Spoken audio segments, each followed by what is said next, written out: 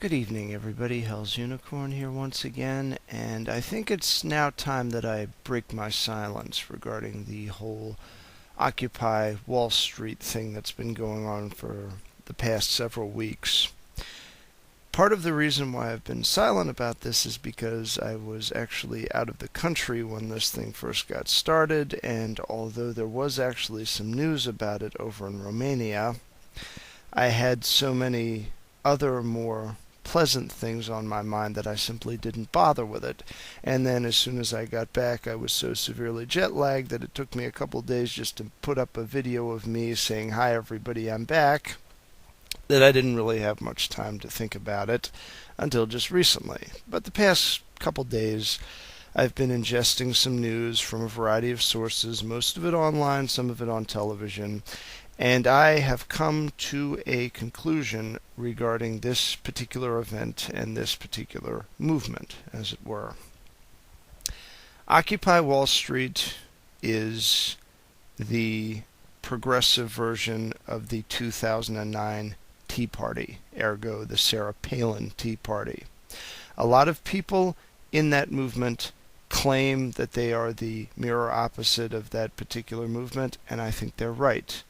What I think is, where I differ with them is I don't see this as a good thing, because one of the hallmarks of the 2009 Tea Party is a very confuted and hypocritical core ideology that focuses around one particular vague issue in the debt.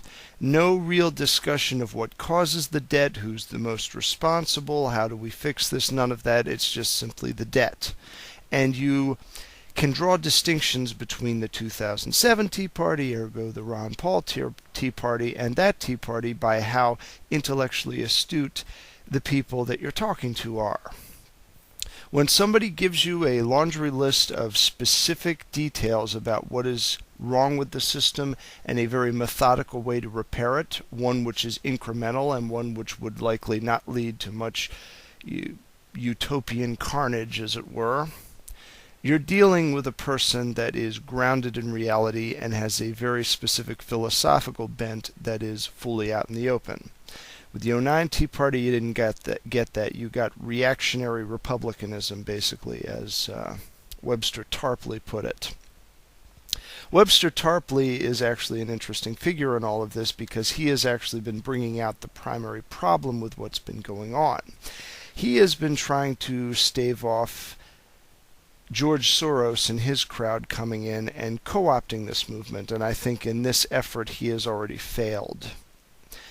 The media has already drawn out some of the words and some of the supposed proposals or demands of these of some of these Occupy Wall Street people, and it's been all over the news, and now it can be safely deduced that there is a huge wedge now driven between the libertarian movement and the Occupy Wall Street movement, which has essentially solidified itself as a socialistic progressive movement that has no interest whatsoever in practical outcomes.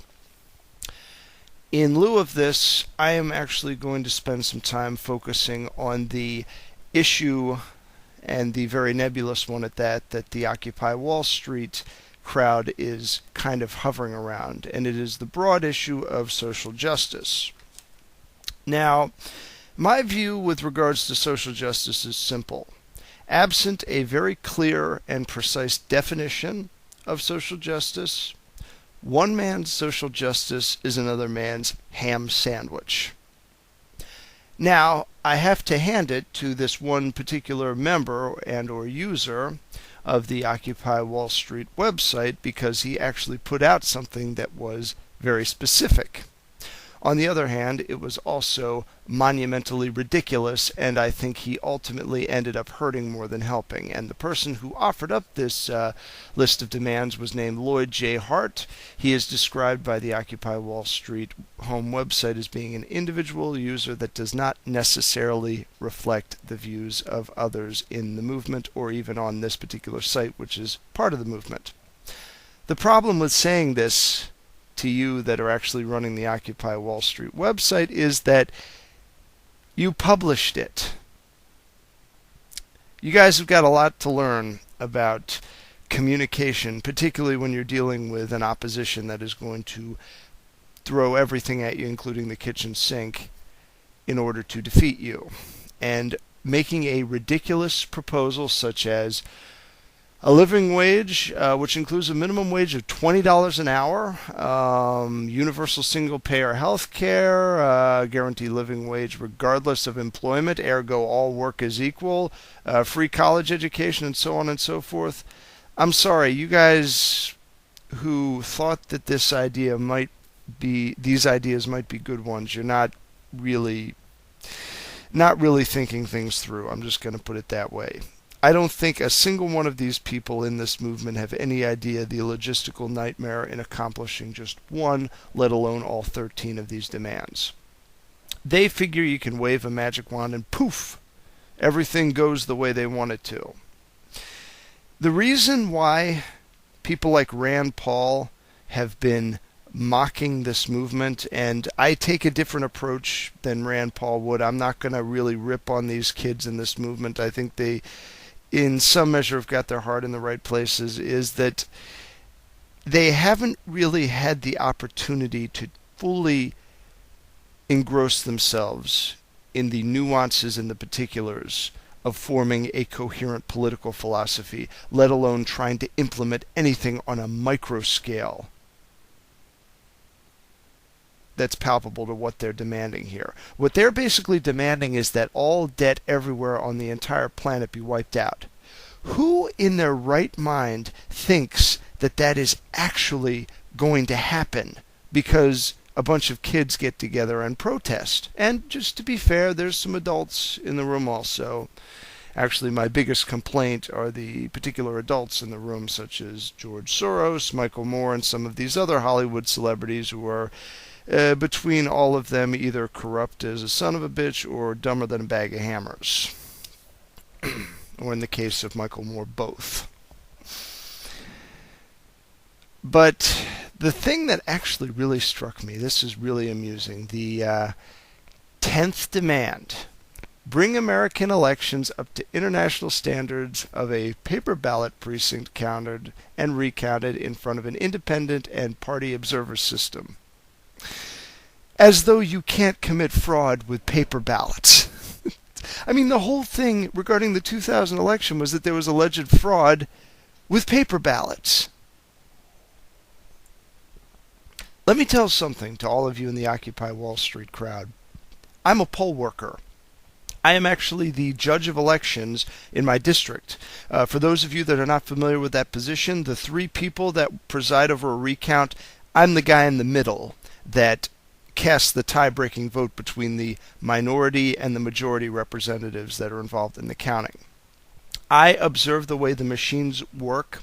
I observe the way that the votes are counted by the machines. And let me tell you something right now.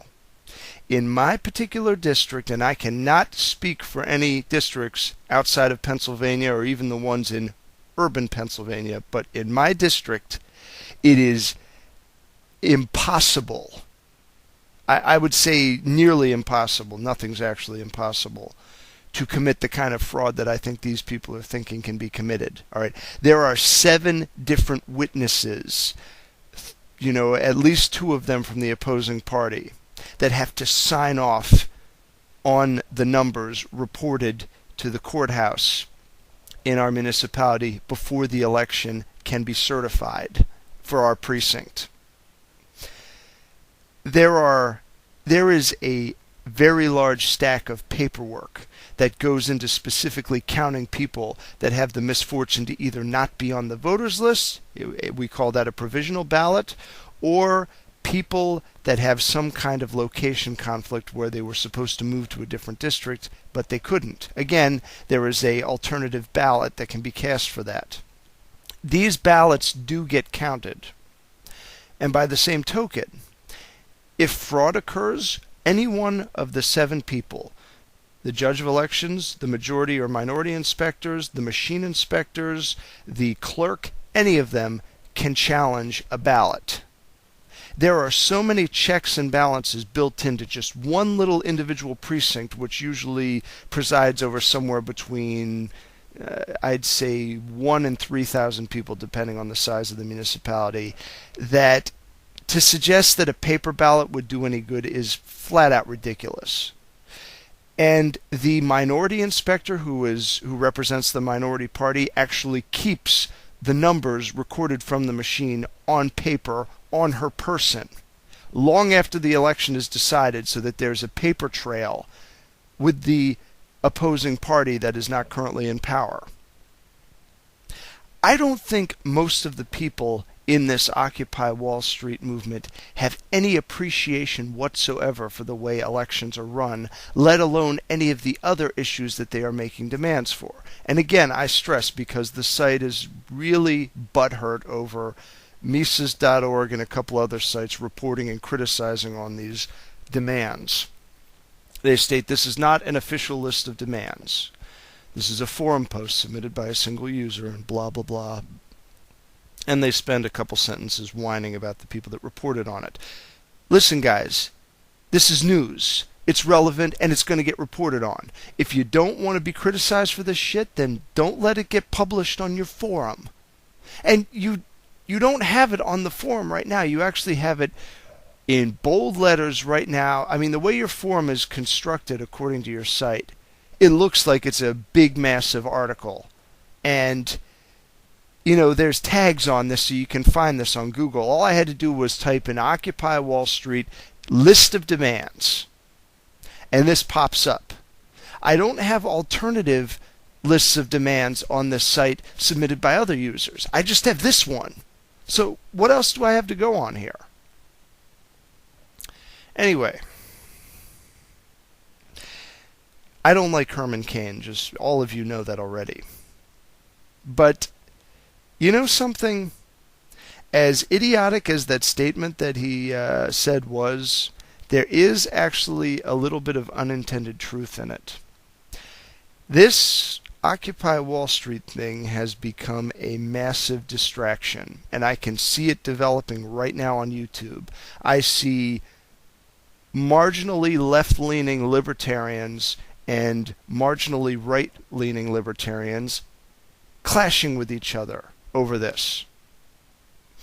And in the background, working behind the scenes, causing all this mayhem, is most likely George Soros and his independent billions, bankrolling all of these idiots carrying these stupid picket signs that are causing all of the controversy. And just for instance, you can take the image depicted on my video. Got a guy holding a sign up, and the sign reads, and I quote, Wall Street, Hitler's bankers, or Hitler's bankers, Wall Street. I think it's the reverse. While there is some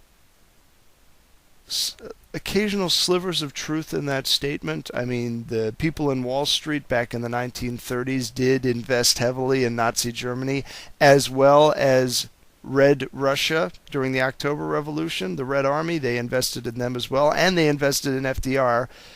Wall Street is notorious for hedging their bets with all power brokers. It doesn't tell the whole truth, and it is misleading, and it's also largely embarrassing, because if the intent was to cite that particular case, most people that see that sign aren't going to understand that. Picket signs are meant to convey a simplistic point.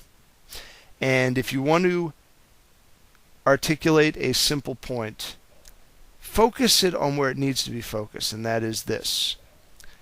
The debt is a problem. That's what the Tea Party does, and most of their signs tend to be somewhat well constructed, even though when probed with questions, these people are hopeless. And in the case of you Occupy Wall Street people, you can just write, social justice is a must. It's a vague term, and you're going to have to explain it, which I know you're not able to do, but it would look a heck of a lot better than Wall Street, Hitler's banks. It might be true to an extent, but it definitely doesn't look good. And indeed, we come to the conclusion of this, which is how Ron Paul is treating the whole thing. And the truth is that Ron Paul, with all of his years of political experience and dealing with people of one fringe persuasion or another, knows exactly how to finesse his language in order to keep people from getting angry with him. And that's what he did today in his interview with Wolf Blitzer.